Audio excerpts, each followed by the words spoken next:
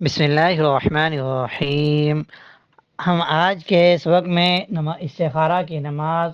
اور استخارہ کے احکام اور صلاۃ التسبیح کے احکام کے متعلق پڑھیں گے۔ گزشتہ کل کے اس وقت میں ہم نے سنن مؤکدہ اور سنت غیر مؤکدہ اور نفل نماز یعنی تحیۃ الوضو، تحیۃ المسجد، اوابین،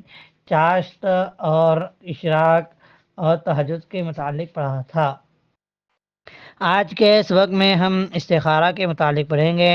کہ جب کوئی کام درپیش ہو اور اس کے کرنے نہ کرنے میں تردد ہو، یا اس بات میں تردد ہو کہ وہ کام کس وقت کیا جائے، مثلا کسی کو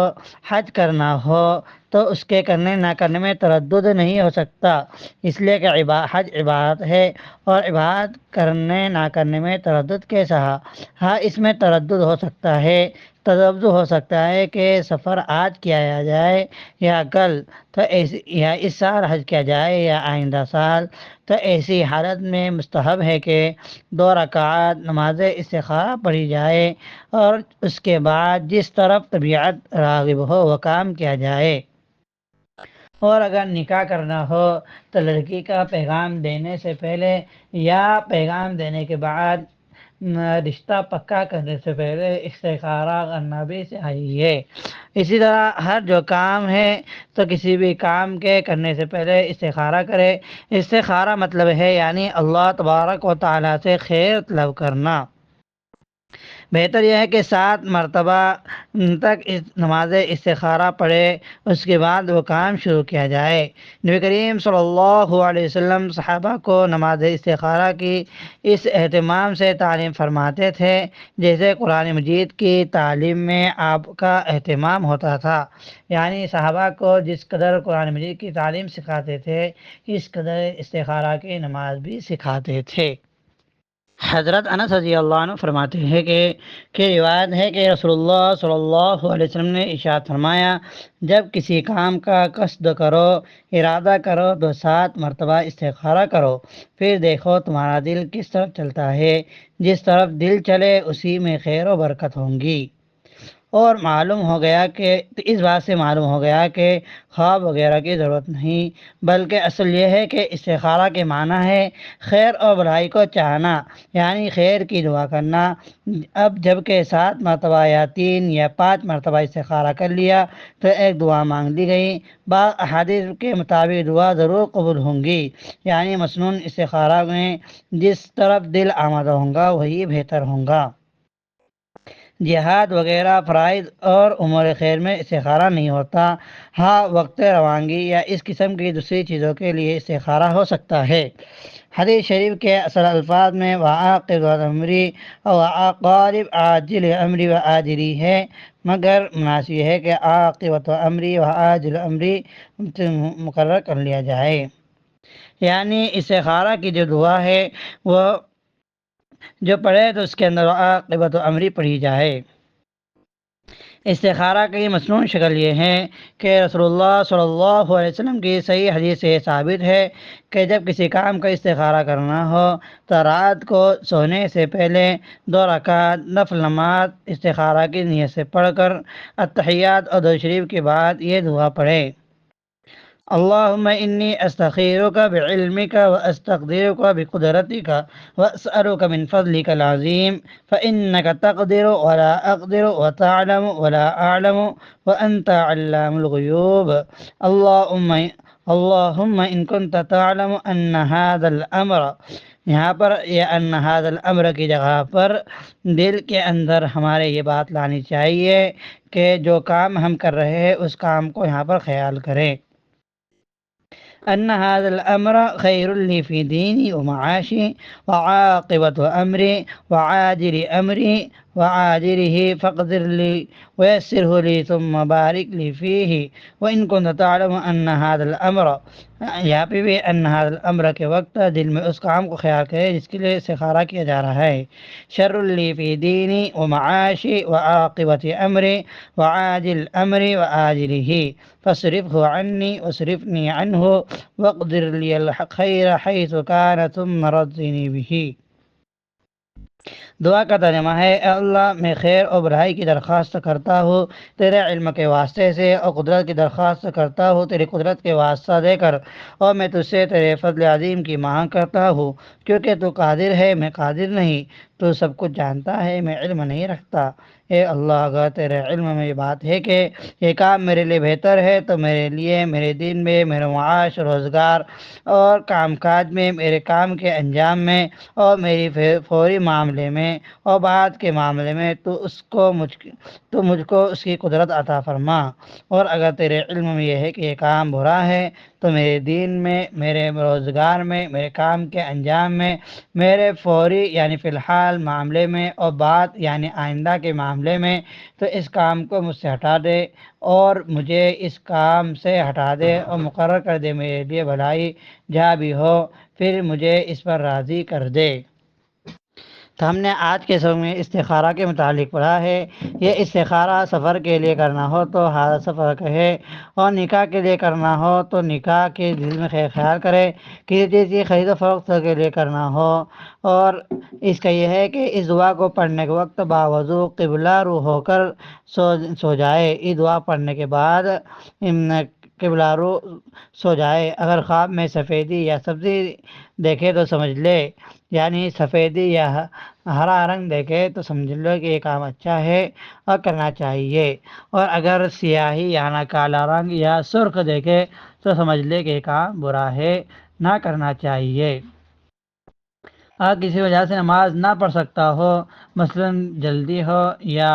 نماز پڑھنے کے ایسے موقع نہ ہو، تو صرف دعا پڑھ کر کام شروع کر دے۔ مستحب یہ ہے کہ جب نماز کے بعد دعا کریں تو پہلے اللہ تبارک و تعالیٰ کی تعریف کرے اور درود شریف پڑھے۔ ہم نے یہ استخارہ کے متعلق ایک تفصیلی بحث پڑھی ہے۔ اب یہ ہے کہ صلاۃ التسبیح مستحب ہے، ثواب اس کا احادیث میں بے شمار ہے۔ نبی کریم صلی اللہ علیہ وسلم نے فرمایا کہ حضرت عباس کو تعلیم فرمائی تھی اور فرمایا تھا کہ اے چچا، اس کے پڑھنے سے تمام گناہ معاف ہو جاتے ہیں، اگلے پچھلے نئے پرانے۔ اگر تم سے ہو سکے تو ہر روز ایک مرتبہ اس کو پڑھ لیا کرو، ورنہ ہفتے میں ایک بار، ورنہ مہینے میں ایک بار، اور یہ بھی نہ ہو سکے تو تمام عمر میں ایک بار۔ بعض محققین کا قول ہے کہ اس قدر فضیلت معلوم ہو جانے کے بعد پھر بھی اگر کوئی اس نماز کو نہ پڑھے تو معلوم ہو سکتا ہے کہ دین کی کچھ عزت نہیں کرتا۔ اور صلاۃ التسبیح کی 4 رکعتیں نبی کریم صلی اللہ علیہ وسلم سے منقول ہے۔ بہتر ہے کہ چاروں رکعتیں ایک سلام سے پڑھی جائے، اگر 2 سلام سے پڑھی جائے تب بھی درست ہے۔ ہر رکعت میں 75 مرتبہ تسبیح پڑھنا ہے۔ پوری نماز میں 300 مرتبہ تسبیح ہوتی ہے۔ صلاۃ التسبیح پڑھنے کے 2 طریقے ہیں۔ پہلا طریقہ ہے کہ نیت کرے چاہا کہ تکبیر تحریمہ کے بعد ثنا یعنی سبحانک اللہم پڑھ کر 15 مرتبہ سبحان اللہ والحمد للہ ولا الہ الا اللہ واللہ اکبر پڑھے، پھر اعوذ باللہ بسم اللہ پڑھ کر الحمد و سورت پڑھے۔ اس کے بعد 10 مرتبہ وہی تسبیح پڑھے، پھر رکوع سے اٹھ کر سمع اللہ لمن حمدہ، پھر رکوع میں 10 مرتبہ وہی ترتیب پڑھے، اور رکوع سے اٹھ کر سمع اللہ لمن حمدہ اور ربنا لک الحمد کے بعد 10 مرتبہ وہی تسبیح پڑھے، پھر سجدے میں جائے اور دونوں سجدوں میں سبحان ربی الاعلیٰ کے بعد یہ تسبیح پڑھے، اور سجدوں کے درمیان میں بھی 10 مرتبہ یہ تسبیح پڑھے۔ پھر اس طرح پہلی رکعت مکمل ہوگی۔ پھر دوسری رکعت میں الحمد سے پہلے 15 مرتبہ اور الحمد اور دوسری صورت کے بعد 10 مرتبہ، اور رکوع میں اور دونوں سجدوں میں اور دونوں سجدوں کے درمیان میں 10 دفعہ اسی تسبیح کو پڑھے۔ اسی طرح تیسری اور چوتھی رکعت میں بھی تسبیح پڑھے۔ تو ایک رکعت میں 75 مرتبہ، تو 4 رکعت میں کل 300 مرتبہ ہوتی ہے۔ دوسرا طریقہ یہ وارد ہوا ہے کہ سبحانک اللہم ثنا کے بعد اس تسبیح کو نہ پڑھے، بلکہ الحمد اور سورت کے بعد 15 مرتبہ اور رکوع اور قوما اور دونوں سجدوں کے درمیان 10 مرتبہ، اور اسی طرح دوسرے سجدے کے بعد کھڑا ہونے سے پہلے بیٹھ کر 10 مرتبہ اس طرح تسبیح پڑھے، پھر دوسری رکعت کے لیے کھڑے ہو جائے، پھر دوسری رکعت میں بھی حسب ترتیب یعنی سورہ فاتحہ اور سورت کی بعد 15 مرتبہ، اور پھر رکوع میں اور قوما اور دونوں سجدوں کے درمیان دونوں سجدوں میں 10 مرتبہ پڑھے، پھر دوسری رکعت کے قاعدے میں 10 مرتبہ تسبیح پڑھے، تو اس طرح کل 75 مرتبہ ہوں گے۔ یہ تسبیح چونکہ ایک خاص عدد کے لحاظ سے پڑھی جاتی ہے، یعنی قیام میں 25 مرتبہ یا 15 مرتبہ اور باقی حالتوں میں 10 مرتبہ، اس لیے اس تسبیح کے گننے کی ضرورت ہوگی۔ اگر خیال ان کی گنتی کی طرف رہے گا تو نماز میں خشوع نہ ہوگا، اس لیے فقہا نے لکھا ہے کہ ان کے گننے کے لیے کوئی علامت مقرر کر دے۔ مثلا جب ایک دفعہ کہہ چکے تو اپنے ہاتھ کی ایک انگلی ہاتھ کی 5 انگلیاں ایک کے بعد دیگرے اس طرح دباتے رہے، ایک انگلی دبا دے پھر دوسری کو اسی طرح، تیسری چوتھی پانچویں کو جب چھٹا عدد پورا ہو جائے تو دوسرے ہاتھ کی 5 انگلیاں کے بعد دیگرے اس طرح دباتے جائے، اور اس طرح جب 10 عدد ہو جائے گے، اگر 15 مرتبہ کہنا ہو تو ایک ہاتھ کی انگلیاں ڈھیلی کر کے پھر دبا دے، 15 عدد پورے ہو جائیں گے۔ انگلیوں کے پوروں پر نہ گننا چاہیے۔ اگر بھولے سے کسی مقام کی تسبیح چھوٹ جائے تو ان کو دوسرے مقام میں ادا کر لے، مثلا کہ قیام کے اندر 15 مرتبہ پڑھنی تھی، اس نے 10 مرتبہ پڑھا ہے، تو پھر رکوع کے اندر 10 مرتبہ کی جگہ 15 مرتبہ تسبیح پڑھ لے، کل اس طرح تسبیح 300 مرتبہ ہو جائیں گی۔ اللہ تبارک و تعالی ہم سب کو صلاۃ الاستخارہ اور صلاۃ التسبیح پڑھنے کی توفیق عطا فرمائے، اور ہمارے کاموں کو آسان فرمائے، اور ہمارے گناہوں کو معاف فرمائے۔ انشاءاللہ تعالی آئندہ کل ہم وتر کی نماز کے متعلق پڑھیں گے، کہ یعنی وتر کے کیا احکام ہے، وتر پڑھنا کیسا ہے، اور وتر کو کس طرح پڑھا جائے۔